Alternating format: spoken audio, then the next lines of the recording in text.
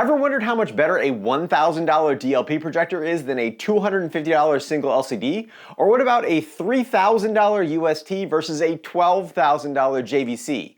And which budget sweet spots get you the most for your money? Today, we're going to take all the top-rated projectors from my unsponsored review videos and put them head-to-head to see what kind of features and performance you can expect by raising your projector budget in increments of 50%. And I can pretty much guarantee that the results are going to surprise you. Starting at the very bottom with the back-to-back winner of my last two sub-$100 projector reviews, the 1080p Happrun H1. Like most projectors under $500, the Happrun is a single LCD projector, which means it works by shining a powerful LED light source through a color LCD screen. Single LCD projectors are inexpensive to produce and generally have a pretty good contrast ratio, in this case 17:42:1, thanks mostly to its extremely low black floor of 0.012 nits. But because a lot of light gets absorbed by the LCD screen itself, these projectors generally have a lower brightness, just 227 lumens in this case. They also struggle to produce saturated colors, and you can see that the Happrun H1 only covers 59% of the standard dynamic range color gamut and 43.8% of the P3 HDR color space when measured with CalMan Ultimate. Also typical at this price point, the Happrun H1 has a manual focus dial and vertical keystone adjustment lever that works by tilting the lens mechanism inside the projector. And it's reasonable to expect most projectors at this price point to have some slight focus issues in either the extreme top or bottom of the screen. Also, like most projectors under $75, the Happrun doesn't have any smart apps, image enhancement, or digital keystone, which actually makes it a pretty good option for gaming since the lack of extra processing gives it a very low input lag of just 20.6 milliseconds. And for our first side-by-side comparison, we're going to raise the budget up by 50% up to the $99 Zoaybu GC357, which is also a single LCD projector, but it's 50% brighter, has similar contrast, and has slightly better color space coverage. The Zoaybu also has some more advanced features that typically aren't found at this price point, like motorized focus and digital keystone, but the extra image processing required for those features also comes at the expense of gaming performance, where the Zoaybu has double the input lag of the Happrun. Side by side in a dark room, you can see that the Happrun is noticeably dimmer than the Zoaybu, but definitely has better color accuracy. In bright scenes, the contrast of the Zoaybu was much harsher even after manual adjustment, resulting in the loss of detail in shadowy areas. However, in dark scenes, the Zoaybu's increased brightness and better tone mapping made it much more watchable, which combined with better focus and keystone adjustment justifies the extra price. And in case you're wondering, neither of these projectors are usable in a lights-on viewing environment. The next 50% budget increase gets us to the $139 Groview JQ818C. The Groview lacks the motorized focus and keystone of the Zoaybu, but it is around 40% brighter, and in this setup with black curtains surrounding the screen, it had an insanely low black floor of 0.013 nits for a contrast ratio of 3,266:1. Unfortunately, moving up from the Zoaybu to the Groview doesn't increase the color space coverage, and despite the lack of 4-point keystone, the Groview still has an input lag of 34.6 milliseconds. During the side-by-side testing, the Zoaybu did have great focus, but absolutely everything else on the Groview was better. Bright scenes on the Groview were much more color accurate, although slightly undersaturated, and the contrast on the Groview provided deep black shadows without losing shadow detail or looking harsh. In dark scenes, the Groview had much more dynamic range and inky black levels, especially when compared side by side with the Zoaybu. And again, neither of these projectors is good for a well-lit room, but the Groview at least put up a fight and definitely justifies the extra $40 to $50 over the Zoaybu. Moving the budget up another 50% increment, we've got the $239 Nexigo PJ40, which gets you over 70% increased brightness over the Groview, and even though the Nexigo had a significantly higher black floor of 0.023 nits, the contrast ratio was almost identical to the Groview because of the Nexigo's additional brightness. The Nexigo also has about 10% better color space coverage, and in its game mode it has an insanely low input lag of just 14.3 milliseconds, better than some projectors that are marketed specifically for gaming. The Nexigo also has a much higher quality lens than we've seen yet, giving it much better focus uniformity, and it incorporates true 4-point keystone for off-center projection. The side-by-side comparisons between the Groview and the Nexigo were actually very close, but in bright scenes the better focus and sharpness of the Nexigo was obvious, and the Nexigo had better color saturation and accuracy. But in dark scenes, the black floor of the Groview was noticeably lower, and in certain scenes, the Groview actually beat out the Nexigo despite its extra brightness. But overall, the Nexigo's much better focus, sharpness, sharpness, color, brightness, and advanced features like 4-point keystone and low input lag make it a ridiculously good deal for $240. After that, we're jumping up another $150 to a projector that I actually haven't tested before, but happens to fit perfectly in this budget slot. The Wanbo Mozart 1 Pro is $389 after a bunch of coupons and discounts, and it's pretty representative of a lot of projectors in this price range, combining decent performance stats with a built-in smart OS like Android 11 in this case, good speakers, an attractive case, and convenient features like autofocus, auto keystone, and screen fit. Unfortunately, with all the emphasis on smart features, the Wanbo's performance was worse than the Nexigo across the board, with 25% less brightness and a similar black floor, giving it a slightly lower but still respectable contrast ratio of 25:99:1. However, the Wanbo had the lowest color space coverage since the Happrun, and unfortunately, even in gaming mode, the Wanbo's input lag was 161.2 milliseconds, making it completely unacceptable even for the most casual video games. In the side-by-side testing, the Wanbo's color accuracy was pretty good in bright scenes, but it had the same strange contrast and tone mapping as the Zoaybu, leading to some loss of detail in shadows.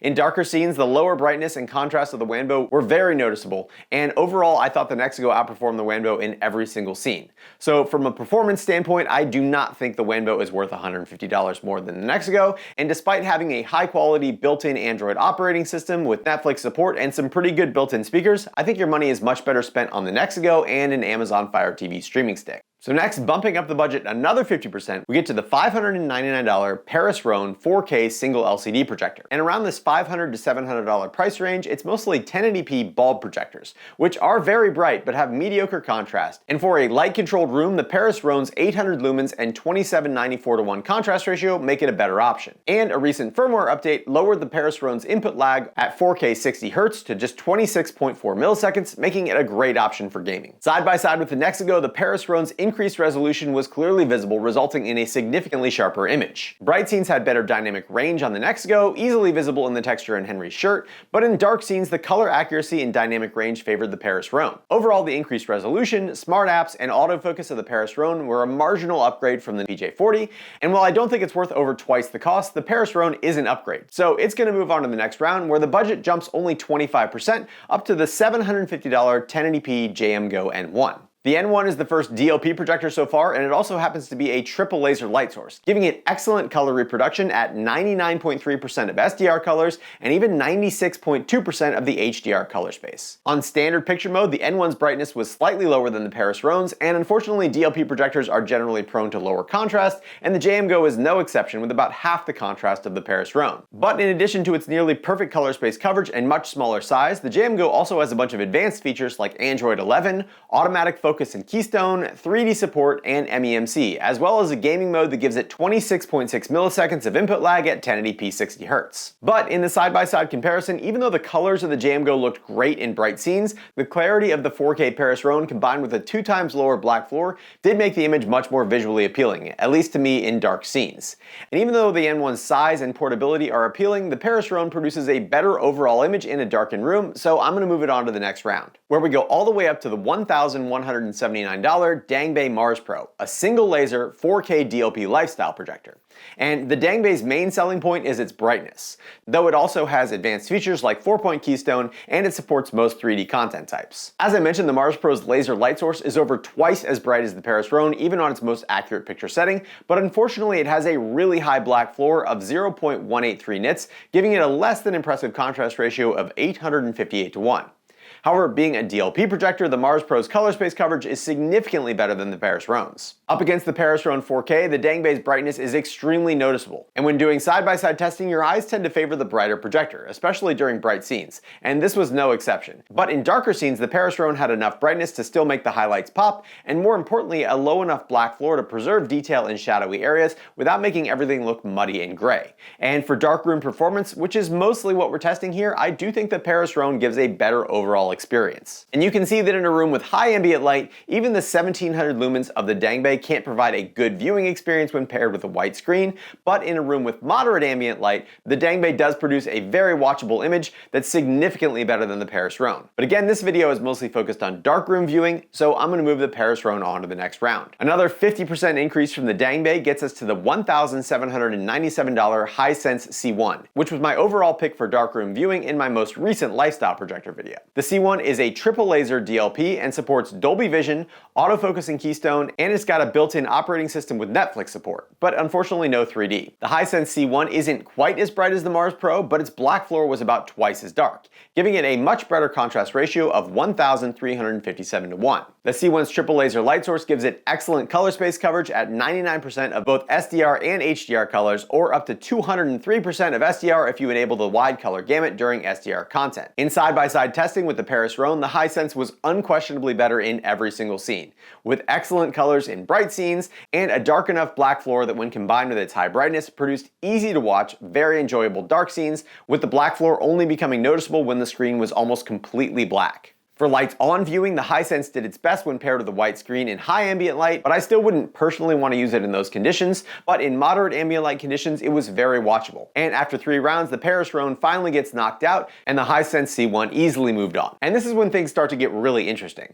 Moving the budget up another 50%, we've got the $2,699 Nexigo Aurora Pro, a triple laser DLP ultra short throw projector. Compared to the Hisense, the Nexigo Aurora Pro is twice as bright with a 2 times lower black floor, giving it a contrast ratio of 5,892 to 1, the highest that we've seen so far and over 4 times better than the Hisense. In addition to that, the Nexigo supports Dolby Vision, all types of 3D content, and it's got a gaming-specific mode that provides 17.7 milliseconds of input lag at 4K 60 and 12.6 milliseconds of input lag at 1080p 120Hz, putting it on par with gaming-focused projectors. But the biggest advantage of an ultra short throw projector is the ability to use a UST-specific ambient light rejecting screen, which provides a TV-like viewing experience even in very high ambient light situations, while also enhancing darkroom performance. Side by side with the Hisense on a 1.1 gain white screen and the Nexigo on the 4-movie Fresnel screen, both projectors looked excellent when displaying bright SDR scenes, with the Nexigo looking slightly more color accurate to me as well as significantly more punchy due to its higher contrast ratio. And in dark SDR scenes, the difference was insane, with the Nexigo preserving just as much shadow detail as the Hisense, but without any hints of muddy or gray black levels. When displaying Dolby Vision content, both projectors did an excellent job, and I actually think that the tone mapping on the Hisense was slightly better, resulting in more punchy colors and contrast, especially visible in the leather patterns in the Dora Milaje armor. But in the darkest, most torturous scenes like this one from Wakanda Forever, the black levels of the Nexigo were just so much better. And for people looking for a very high performance home theater setup, the Nexigo Aurora Pro and a good ALR screen is really all you need, with its only weaknesses being top corner focus and possibly its peak brightness if you want to watch it in a room with very high ambient light. But we've still got over $20,000 of budget to blow, so moving up another 50%, we've got the $3,999 Epson LS11000, which was my top pick in my dedicated home theater projector video. The LS11000 has a single laser light source and Epson's 3 LCD projector technology, and with the Epson I got vastly different brightness and contrast numbers depending on the picture modes.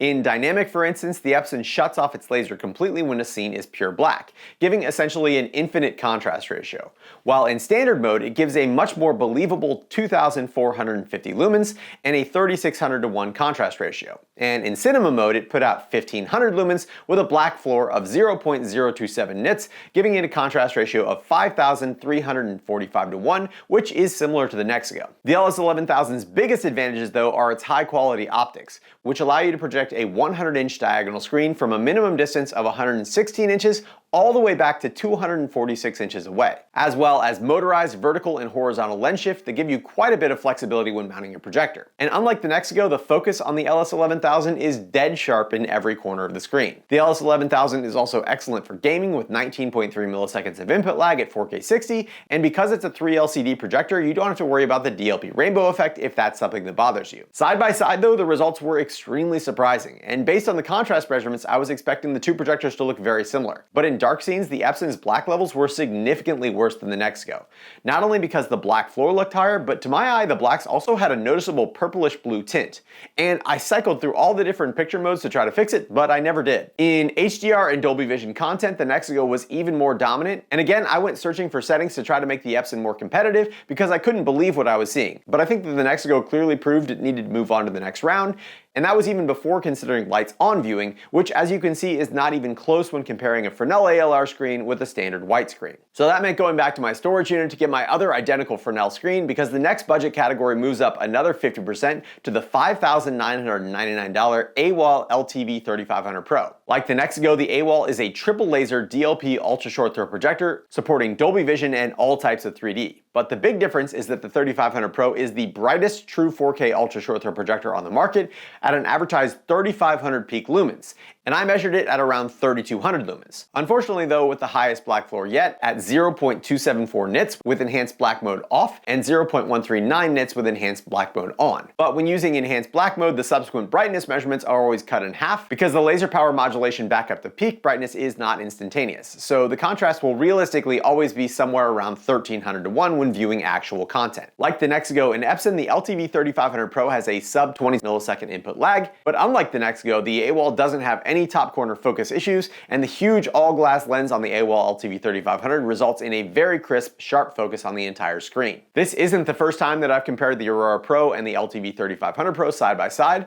and just like the last time, the 3500 Pro had a clearly higher black floor, but the brightness of the highlights makes it appear to be a higher contrast image than it actually is. And in certain scenes, the sharpness of the AWOL definitely gave it the edge. And even though my camera clipped the highlights a little bit, just look at the difference in this explosion on the AWOL versus the Nexigo. Still, when it comes to pure darkroom viewing, sometimes there is no replacement for a low black floor, and the Nexigo just has it. And my recommendations haven't changed since my last UST video. If you're going to watch your projector in varying ambient light conditions, the AWOL LTV-3500 Pro is going to look great in all of them. But if you're going to watch it in a dark room, then the Nexigo is the easy pick with its low black floor and crazy high effective contrast ratio. And it's going to need it because our last budget category jumps up a full 100% or an additional $6,000 from the AWOL to the $12,000 JVC NZ8. And if you've ever asked a home theater buff about the best projector on the market, the answer is almost always just get a JVC. The NZ8 is an LCOS or liquid crystal on silicone projector, which is similar to Epson's 3LCD technology in that the red, green, and blue portions of the image are simultaneously projected, avoiding any DLP rainbow effect. But the reflective chips of the JVC absorb much less light, and they can get away with using native 4K LCDs in their LCOS chips. And as a result, the JVC actually has 8K resolution using its E-Shift technology. That, combined with the lens quality you'd find on a high-end camera, results in a ridiculously crisp and clear image with absolutely no focus issues and similar flexibility in placement to the Epson, with 2x zoom as well as horizontal and vertical lens shift. But unlike the Epson, if you do see any color fringing or misalignment, there are menus to help you easily tweak the position of the red, green, and blue light paths to line them up perfectly. All this is to say that the JVC costs $12,000, but you do get what you pay for. Oh, and did I mention it's 9 inches tall, over 1.5 feet in both length and width, and it weighs over 50 pounds? Yeah. In Calman, the JVC can do the same thing as the Epson, where it shuts off its light source completely, leading to an infinite contrast ratio, but disabling that results in a brightness of just over 2100 lumens and a black floor of 0.011 nits, which is darker than even the 220 lumen Happrun, leading to an absolutely ridiculous contrast ratio of 17,715 to 1, which is 3 times higher than the Nexigo Aurora Pro. So side by side with the Nexigo, how does it look? Well, fantastic, and in some scenes downright ridiculous. But honestly, the difference between the JVC and the Nexigo is not that huge. From a normal viewing distance on a 100-inch screen, there is absolutely no chance that you could notice any difference in resolution, and focus issues are only apparent when there's text on the screen. In bright scenes, the Nexigo's black floor is plenty low to be drowned out by even minor room reflections, and in fact, in most moderately lit and bright scenes, the Nexigo's blacks are deeper because of the ALR screen rejecting room reflections. But to be clear, there are a small number of extremely low APL scenes like this one from Obi-Wan where the JVC absolutely embarrasses the Nexigo. And this footage is definitely exaggerated because I put my camera into auto exposure mode to capture it, but there is no question that the JVC got black. So black that it made the Nexigo, the second highest contrast projector in this video, look comparatively terrible and gray. Another interesting thing is that watching the JVC alone makes it look much better than when you're watching it side by side with another projector. Because in order to really appreciate black levels this low, your eyes need to adjust to low light. And with two projectors side by side, it's harder for them to do that. Not to mention all the extra room reflections getting bounced off the walls and ceiling by a second projector. But while I had these two fantastic projectors side by side, I also did a few other tests. First, lights on viewing with a white screen was never a fair fight, and the increased brightness and ALR compatibility of the Nexigo made it look 100 times better. But what about using a Fresnel screen with a JVC? Unfortunately, like I expected, without the steep projection angle of the UST, a Fresnel screen just doesn't really work like it should, and the result is that the JVC looks kind of washed out in comparison. Second, HDR content on the JVC looked absolutely amazing, but I noticed it was using something called Frame Adapt HDR instead of just using the HDR10 signal, and to me it looked very similar to just disabling HDR HDR at the source to force an SDR image. So to test that, I put the JVC into HDR10 mode and I put the Nexigo in Dolby Vision, and then I played some Dolby Vision content. And then after that, I repeated the same test with the JVC in Frame Adapt 1 and the Nexigo in Forced SDR. And as you can see, Frame Adapt on the JVC is much more similar to SDR than it is to Dolby Vision or HDR10. And most people that I surveyed actually preferred the SDR image on the Nexigo when given those 4 choices. Still, I think you would have to be an absolute crazy person to not recognize the quality of the JVC, but I don't think that's the point, since $12,000 is probably out of most people's budget, no matter how good it is. So let's talk budget sweet spots. First, the Groview JQ818C is awesome even at $139, and it occasionally goes on sale for less than $100. If you're looking for an ultra budget setup for darkroom viewing, the Groview is still king, and to get a meaningful upgrade, you're going to need to spend at least $100 more to get to the Nexigo PJ40, which takes care of most of the Groview's weak points like focus issues, lack of keystone, and picture adjustments. And you're going to need to spend quite a bit more before anything else looks like a significant upgrade. At $1,179, the Dangbei Mars Pro is a 4K laser projector that's bright enough to be used in a moderate ambient light room, and it has outstanding focus and picture quality. But specifically for darkroom viewing, you're going to need to spend even more than that to get a substantial upgrade from the Nexigo, all the way up to about $1,800 for the Hisense C1. And that's 7.5 times more expensive than the PJ40, but the C1's brightness, contrast, color, and Dolby Vision support do put it in a completely different league than the Nexigo PJ40. From there, the next upgrade is the $2,700 Nexigo Aurora Pro, which only has one real weakness, which is its top corner focus, and other than that, it is mind-blowingly good. Paired with an ALR screen, it actually outperformed the JVC in moderately lit scenes, since it's able to reject room reflections, and performance in a well-lit room wasn't even close. If your budget is under $10,000, I really don't think you're going to find anything better than the Nexigo when it comes to black levels, contrast, and color, especially in a room that isn't completely blacked out. And finally, the JVC is everything that I expected it to be. If you've got $10,000 to $15,000 to spend on a projector and a dedicated theater space, you should just get it. Even if you're someone who agonizes over every detail and gets easily distracted from your movie watching experience by a poorly rendered scene, the NZ8 isn't going to let you down. But do be aware that for maximum performance, you're going to need to black out your walls, ceiling, floor, and furniture to prevent room reflections that are going to spoil the nearly perfect black floor. I do have links for all the projectors in this video down in the description for both Amazon and projectorscreen.com, and as always, I appreciate when you use those links, since as an affiliate, I do earn a small commission on the sale at no cost to you. A big thanks to all of my awesome patrons over at Patreon for your continued support of my channel, and if you're interested in supporting unsponsored and unbiased videos, check out the links down in the description. If you enjoyed this video, don't forget to hit that thumbs up button and consider subscribing, and as always, thanks for watching The Hookup.